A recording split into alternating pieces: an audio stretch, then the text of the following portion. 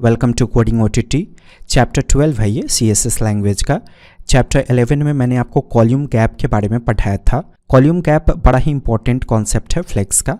अगर आप फ्लेक्स के अंदर कॉल्यूम गैप को अच्छी तरह से यूज कर लोगे तो बहुत अच्छी प्रकार से आप डिज़ाइन को हैंडल कर पाओगे। तो गैप नाम का एक प्रॉपर्टी है जो फ्लेक्स से रिलेटेड है। कैसे फ्लेक्स से रिलेटेड? आपने जस्टिफाई कंटेंट, अलाइन आइटम्स पढ़ा, वैसे ही गैप से रिलेटेड एक प्रॉपर्टी है। उसी गैप प्रॉपर्टी के साथ साथ हम कॉल्यूम गैप का इस्तेमाल करते हैं, रो गैप का इस्तेमाल करते हैं और भी चीज़ें जो आपको प्रैक्टिस करने के दौरान अभी बीच में पता चलेंगी। अगर आप चैनल पर नए हो, सब्सक्राइब करके बेल आइकन को हिट कीजिए। अब तक आपने फ्रेंड्स में नहीं शेयर किया है चैनल को तो ज़रूर शेयर कीजिए। रिकमेंड कीजिए वीडियो को किसी और को देखने के लिए। लाइक कीजिए। कोई क्वेरी या क्वेश्चन है तो कमेंट जरूर कीजिएगा। तो पीछे का वीडियो अगर आपने पढ़ा है तो ही ये वीडियो आपको समझ में आएगा। बेसिक सा एक डिज़ाइन हमें प्रिपेयर करना होगा ताकि आज के वीडियो को हम समझ सके। एक डिव एलिमेंट मैंने क्रिएट किया, आईडी का वैल्यू मैं इसमें सेट कर देता हूँ कंटेनर। फिर इसके अंदर मल्टीपल डिव एलिमेंट को मैं क्रिएट करता हूँ। जैसे ये पहला डिव एलिमेंट हो गया, आईडी का वैल्यू मैं सेट कर देता हूँ बॉक्स। इसके बाद इसी को मैंने मल्टीपल टाइम्स कॉपी करके पेस्ट कर दिया। एटलीस्ट 6 टाइम मैंने पेस्ट कर दिया इसे। सब में आईडी का वैल्यू सेम है, इसका मतलब मैं चाहता हूँ कि सबका डिज़ाइन एक जैसा हो। ठीक है, कोडिंग शुरू कीजिए CSS लैंग्वेज की। तो स्टाइल टैग को शुरू करके बंद करेंगे हेड के अंदर। सबसे पहले मैं कंटेनर को सेलेक्ट कर लेता हूँ। फिलहाल कुछ बीजी कलर दे देते हैं, यानी कि बैकग्राउंड कलर दे देते हैं। मैंने बैकग्राउंड कलर का वैल्यू डिफाइन कर दिया ब्लू। अब कंटेनर को ऐसे ही छोड़ दीजिए, उसमें वापस हम डिज़ाइन करने आएंगे। फिलहाल बॉक्स को सेलेक्ट कीजिए। विड्थ में डिफाइन कर देता हूँ 25%। पिक्सल में भी दे सकते हैं, नो प्रॉब्लम। हाइट का इस्तेमाल कर लेता हूँ, मैंने हाइट दे दिया 250 पिक्सल। इसके बाद बैकग्राउंड हाइफन कलर का इस्तेमाल करेंगे, मैंने डिफाइन कर दिया रेड। ठीक है, इसमें मैंने विड्थ नहीं दिया। क्या होगा अगर आप विड्थ नहीं दोगे डिव एलिमेंट में तो बाय डिफ़ॉल्ट उसका विड्थ 100% होगा, यानी कि फुल विड्थ में दिखेगा। सब एक साथ मिक्स्ड है इसलिए आपको इस तरीके का डिज़ाइन दिख रहा है, लेकिन रियलिटी में ऐसा डिज़ाइन है नहीं।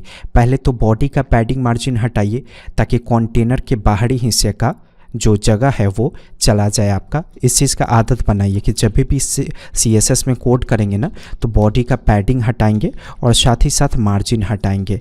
तो इससे क्या होगा, जो एक्स्ट्रा जगह आपको दिखता है ना कंटेनर के बाहर वो हट जाएगा। तो पैडिंग 0, मार्जिन 0। जो 6 बॉक्सेज आप देख रहे हो ना, यही है ना। तो इनको अरेंज करना है फ्लेक्स की सहायता से। तो फ्लेक्स किस में लगेगा? इनका जो पेरेंट है उसमें। तो इनका पेरेंट कौन है? ये, जिसमें क्लास का वैल्यू आईडी का वैल्यू कंटेनर है। तो आप क्या करोगे, कंटेनर वाले में डिस्प्ले का वैल्यू सेट कर दोगे फ्लेक्स। सेव करके रन कीजिए। ओ, जो रेड वाला डब्बा आप देख रहे हो ना वो है 6 बॉक्सेज। ये जो 6 बॉक्स आप देख रहे हो ना, इसमें मैंने रेड डिफाइन किया हुआ है बैकग्राउंड कलर, इसलिए आपको सारा रेड दिखा। क्योंकि पीछे वाला जो ब्लू डब्बा है ना कंटेनर, वो छिपा हुआ है इस बॉक्स वाले डब्बे से। अगर आप पीछे वाले डब्बे को थोड़ा देखना चाहते हो तो इसका थोड़ा सा हाइट बढ़ा लीजिए फिलहाल के लिए। ऐसे ही मैंने दे दिया 600 पिक्सल। सेव करके रन कीजिए। देखिए पीछे वाला डब्बा दिखा आपको। नोटिस कीजिए सारा डब्बा एक ही लाइन में दिखा आपको। ऐसा नहीं होना चाहिए था, क्योंकि देखिए 6 डब्बा है, एक डब्बे का विड्थ है 25%। तो 4 ही डब्बा एक लाइन में अटना चाहिए, क्योंकि 4 डब्बा मिलाकर 100% हो गया। बाकी का डब्बा तो नीचे दिखना चाहिए, लेकिन सारा डब्बा आपको हॉरिजॉन्टली दिखा। ऐसा इसलिए होता है क्योंकि जब भी आप फ्लेक्स के अंदर डब्बों को रखोगे ना वो हॉरिजॉन्टली ही दिखेगा। मैं चाहता हूं कि जितनी आवश्यकता है उतना एक लाइन में दिखे, बाकी का डब्बा नीचे ब्रेक हो जाए। तो ऐसा करने के लिए जिसमें आपने डिस्प्ले फ्लेक्स दिया है ना, इसमें आप इसी में फ्लेक्स हाइफन रैप प्रॉपर्टी का इस्तेमाल कीजिएगा। इसका वैल्यू सेट कर दीजिएगा रैप। तो अब क्या होगा, इसके अंदर जितना भी डब्बा आपका बंद है ना उसमें से कुछ डब्बा ब्रेक होकर नीचे दिखेगा। सेव करके रन कीजिए। ब्रेक हो गया। अब सबके बीच में मुझे गैप चाहिए। तो जिसमें आपने डिस्प्ले फ्लेक्स दिया उसी में आप गैप से रिलेटेड प्रॉपर्टी दो। अगर आप कॉल्यूम हाइफन गैप का इस्तेमाल करते हो तो आपको हॉरिजॉन्टल स्पेस देखने को मिलेगा सबके बीच में। जैसे मैंने सेट कर दिया 50 पिक्सल। ऐसे सेव करके रन कीजिए। तो हॉरिजॉन्टल स्पेस का मतलब हो गया, जैसे यहाँ देखिए ये हो गया स्पेस, ये हो गया स्पेस, ये वाला स्पेस और ये वाला स्पेस है ना। तो ये आएगा आपका कॉल्यूम गैप से। और यहाँ जो आप देख रहे हो यहाँ पे नीचे में, इसे कहा जाता है वर्टिकल स्पेस। तो हॉरिजॉन्टल स्पेस के लिए कॉल्यूम गैप। वर्टिकल स्पेस अगर आपको देना है तो उसके लिए रो गैप का इस्तेमाल कीजिएगा, मतलब वर्टिकली आपको कितना स्पेस चाहिए। तो मैंने राइट कर दिया 100 पिक्सल। सेव करके रन कीजिए, ज़रा नोटिस कीजिए ये रहा वर्टिकल स्पेस आपका 100 पिक्सल का है ना। तो वर्टिकल स्पेस के लिए रो गैप और हॉरिजॉन्टल स्पेस के लिए कॉलम गैप।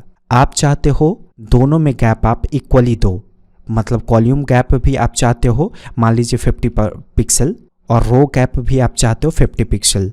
तो पहला तरीका है कि आप 2 बार लिखो, एक बार कॉलम गैप 50 पिक्सल कर दीजिए, एक बार रो गैप 50 पिक्सल कर दीजिए। लेकिन उससे बेटर है CSS आपको एक चीज़ प्रोवाइड करता है, अगर आपको दोनों दिशा में गैप चाहिए, समान गैप चाहिए, तो सीधे गैप प्रॉपर्टी का इस्तेमाल कीजिएगा। समझ गए? तो गैप लिखेंगे तो रो गैप कॉलम गैप दोनों लागू हो जाएगा 50 पिक्सल का।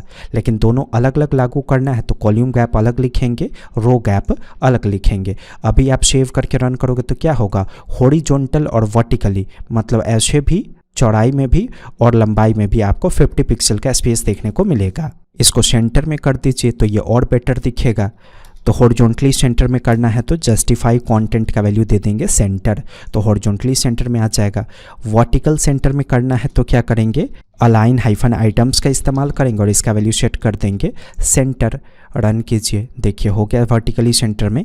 मुझे लगता है आपने flex wrap, gap, column gap और रो गैप इन चारों प्रॉपर्टीज़ को समझा होगा। प्रैक्टिस कीजिए अपने सिस्टम पे। अब आप रेडी हो चुके हो एक बेसिक प्रोजेक्ट हैंडल करने के लिए CSS में। नेक्स्ट वीडियो से हम प्रोजेक्ट स्टार्ट करेंगे। पसंद आया होगा वीडियो, लाइक ज़रूर कीजिएगा। चैनल पे अगर आप नए हो सब्सक्राइब करके बेल आइकन को हिट कीजिए। कमेंट कीजिए अगर कुछ क्वेश्चन है आपकी तो। कोडिंग OTT पे वापस आने के लिए आपका धन्यवाद।